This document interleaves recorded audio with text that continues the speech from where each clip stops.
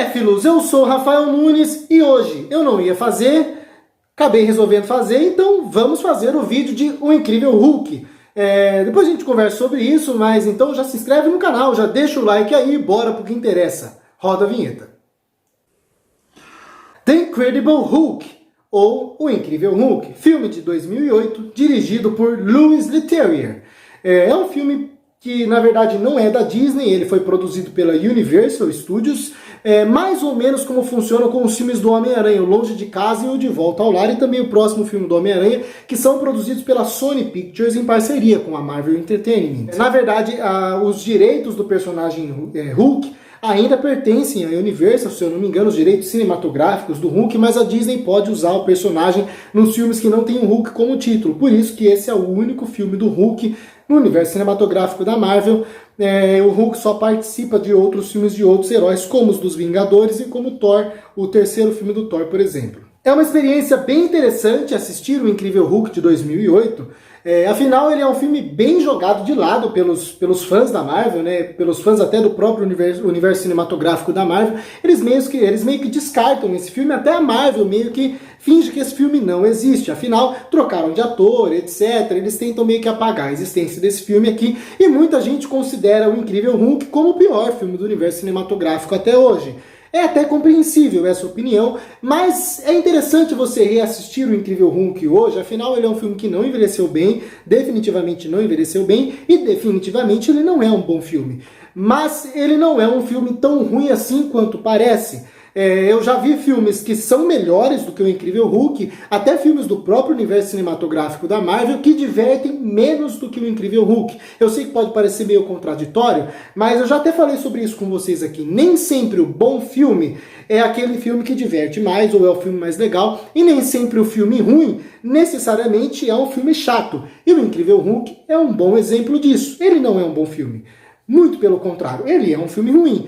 Mas é um filme ruim bem divertido, que faz com que o filme, na verdade, nem seja tão ruim assim, mas a gente vai desenvolver isso aí durante essa crítica. A ação do filme, eu vou começar por isso, a ação do filme oscila bastante. O filme começa se passando aqui no Brasil, inclusive, mais um daqueles filmes como Velozes e Furiosos 5, por exemplo, que trata o Brasil de maneira completamente estereotipada, trazendo atores americanos para interpretar os brasileiros, falando com aquele sotaque completamente estranho, né? É bem esquisito, para falar a verdade, mas ainda assim você acaba se acostumando com o jeito que eles tratam o Brasil e não demora muito tempo.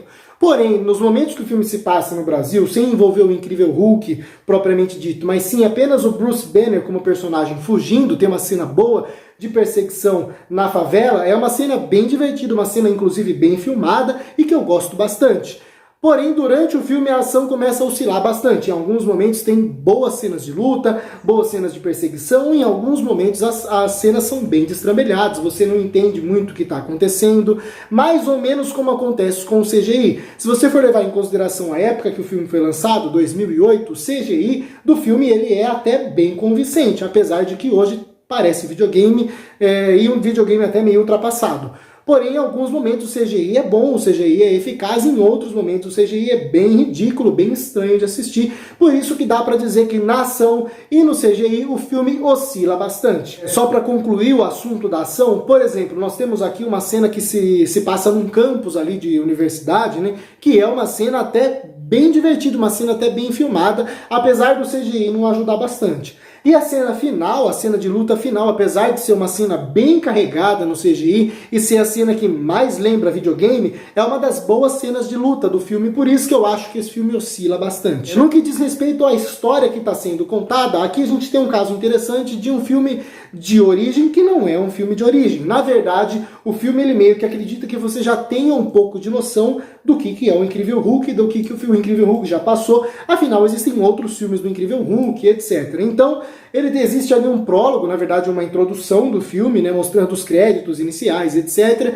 E durante essa introdução a gente tem ali basicamente muita história. Tudo que aconteceu com o Hulk está ali. E aí, durante todo o desenvolvimento do filme, a gente tem até menos história do que tem naquela introdução. Eu acho isso bem interessante.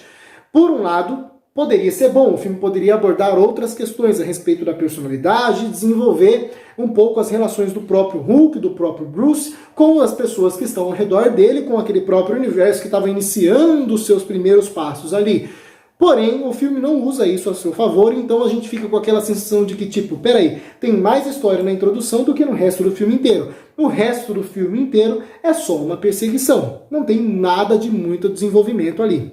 Inclusive, durante todo esse desenrolar dessa perseguição do governo buscando Bruce, poderia ter sido estabelecida algumas relações, algumas coisas poderiam ter sido melhor desenvolvidas, o vilão ou os vilões poderiam ter ganhado um pouco mais de profundidade, um pouco mais de personalidade, mas o filme desperdiça o tempo com perseguições, com cenas de ação oscilantes e esquece de desenvolver aquilo que precisava para fazer a história ganhar peso, ganhar forma, o que faz com que, por exemplo, o vilão do filme ou os vilões do filme sejam completamente genéricos e qualquer coisa. Assim, sem dúvida nenhuma, esses são os vilões mais genéricos do universo da Marvel até hoje.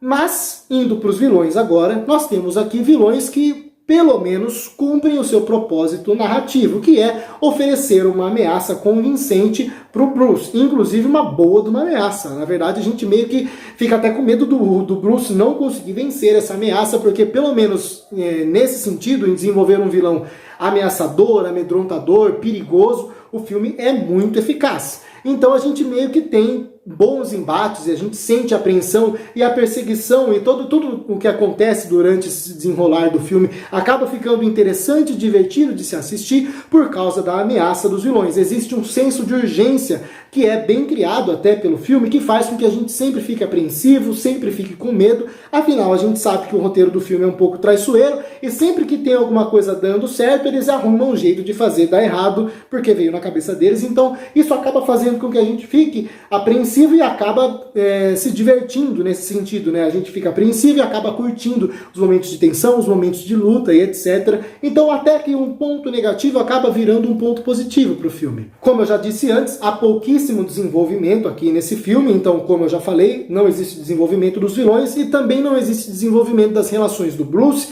com os demais personagens. Por exemplo, existe um casal aqui que é interpretado pelo Edward Norton, que faz o Bruce Banner, e pela Liv Tyler, que eu esqueci o nome da personagem dela, esqueci de anotar para variar, né? Rafael errando sempre.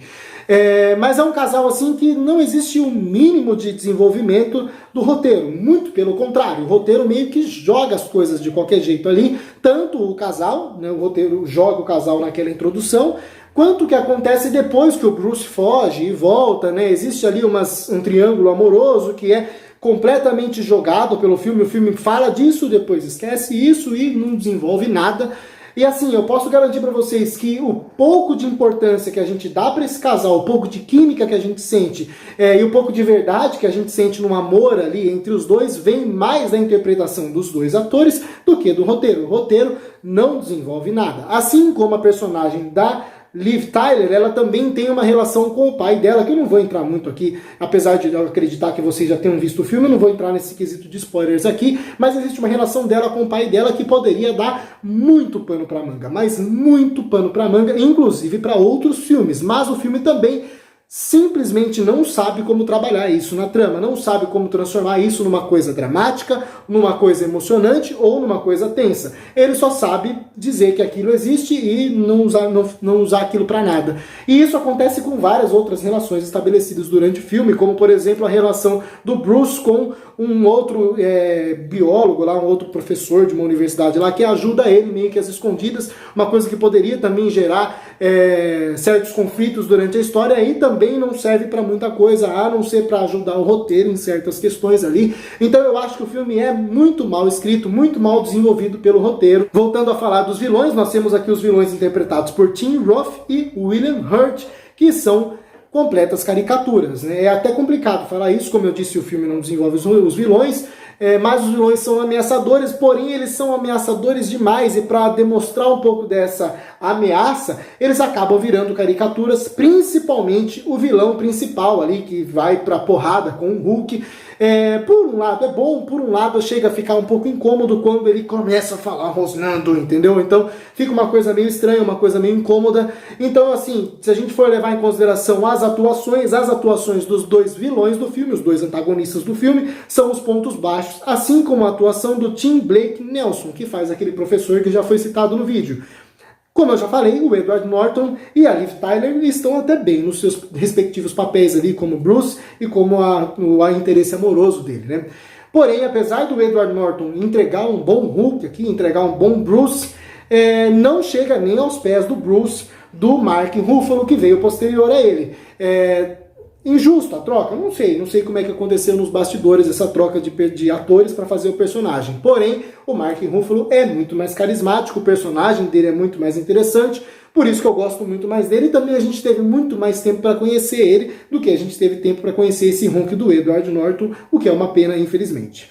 Então, de maneira geral, o Incrível Hulk é isso que eu falei para vocês. Ele é um filme que não é bom, não é um filme bom. Porém, eu tenho certeza que se você tá com uma expectativa baixa pro filme, ele é um filme que vai te divertir. É aquele tipo de filme que até entretém. Não é um filme longo, é um filme divertido, gostoso, que passa rápido. Então, apesar de não ser um bom filme, é uma boa opção para você passar uma tarde de sábado, por exemplo, se divertindo. Por isso, para o Incrível Hulk, eu vou dar uma nota 5. Beleza? E agora eu quero saber a opinião de você aí que está me assistindo. Gosta do Incrível Hulk? No seu ranking aí dos filmes da Marvel, onde você colocaria ele? Entre os piores, entre os melhores? Deixe suas opiniões aqui nos comentários, beleza? Vamos conversar, eu adoro saber a opinião de vocês também. Falou? Se você gostou desse vídeo e gosta do conteúdo que eu faço nesse canal, se inscreve, que me ajuda pra caramba, e principalmente deixa o like aqui. Se você não gostou, pode deixar o dislike também. Não esquece de me seguir também nas outras redes sociais. Eu estou no Instagram, no Facebook, no Twitter e no TikTok, beleza? Muito obrigado a quem assistiu esse vídeo até o final. Até a próxima e falou!